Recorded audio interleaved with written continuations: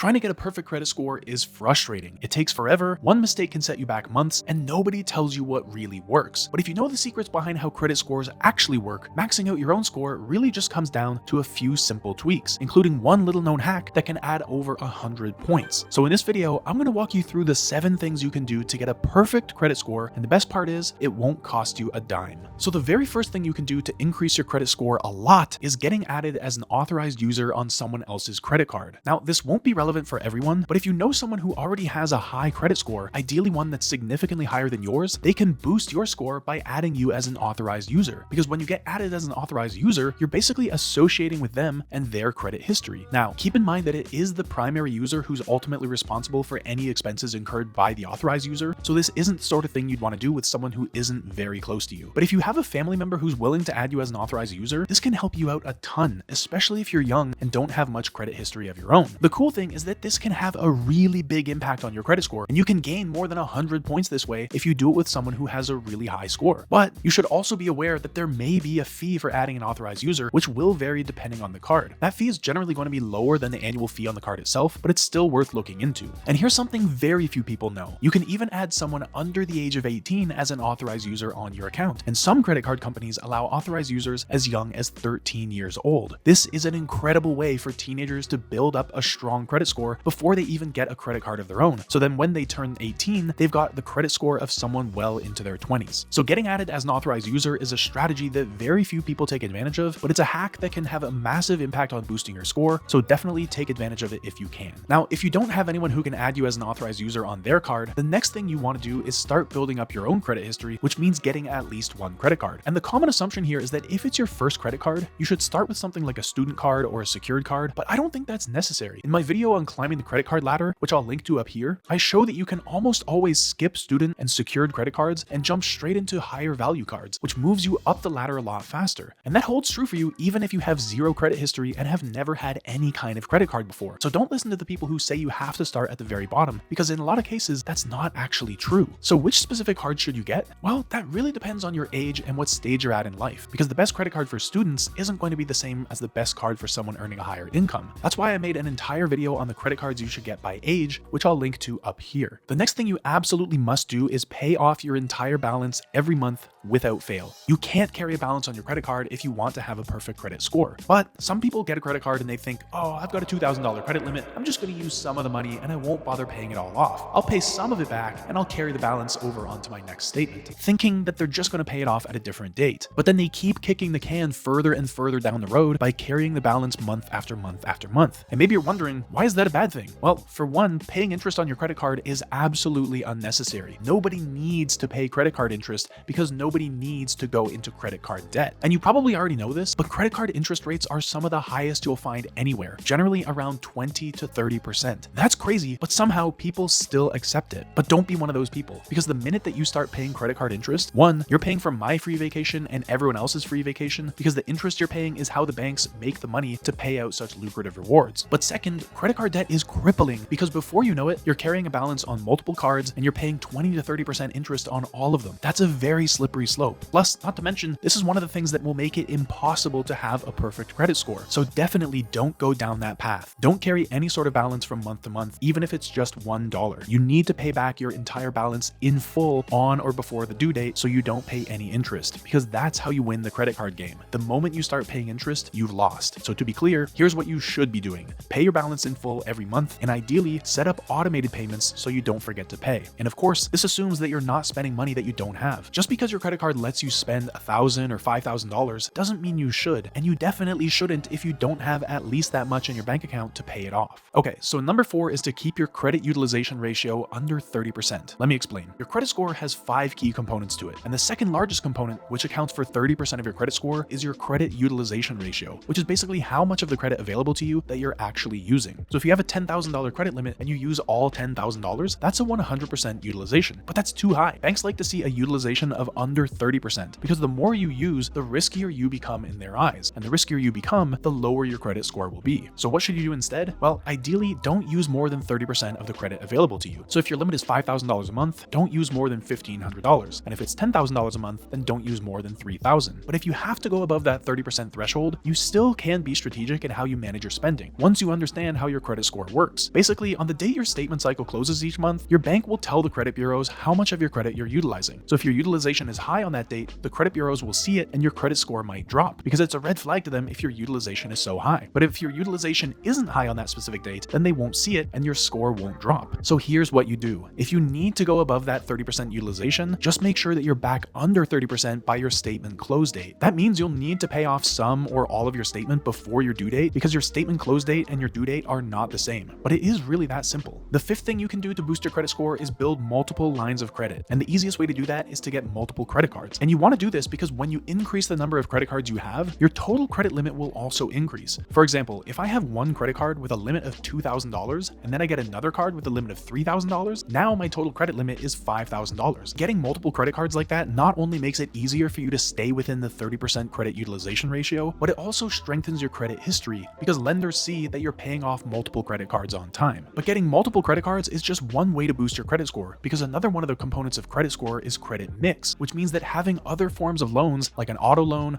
or a mortgage can actually boost your credit score as well. And the reason why all these things help is that as you pay off these different types of loans, you build different types of credit, which looks good on your report because it shows that multiple types of lenders trust you and that you're actually paying them off. Now, I obviously don't recommend going out and getting a mortgage just to try and boost your credit score. That wouldn't be smart. But just keep in mind that if you do have a mortgage or a car loan or some other type of loan, then it can help increase your score more than you might otherwise think. The sixth thing you can do to boost your credit score is something so easy that a lot of people still overlook, and that's asking for a credit limit increase. I've personally done this a number of times on a handful of different cards, and it almost always works. And it gets even easier as you build a relationship with your bank because they know they can trust you to use that credit responsibly. Of course, increasing your credit limit doesn't mean you go out and spend a bunch more money. No, you do it so that you can keep your utilization ratio as low as possible, which will bump up your credit score. I mentioned my video about climbing the credit card ladder earlier, and the whole idea there is that you want to get your first card and then upgrade to a better card and then upgrade to an even better card, etc. And one of the hidden benefits of climbing that ladder is that you'll increase your credit limit at the same time, which will increase your credit score, which makes you eligible for even better cards. It's like an upward flywheel that just makes things better and better for you. So I'll link to that video up here if you want to learn how to move up super quickly like that. But whether you do or not, you definitely want to have a high credit limit so you can keep your utilization low.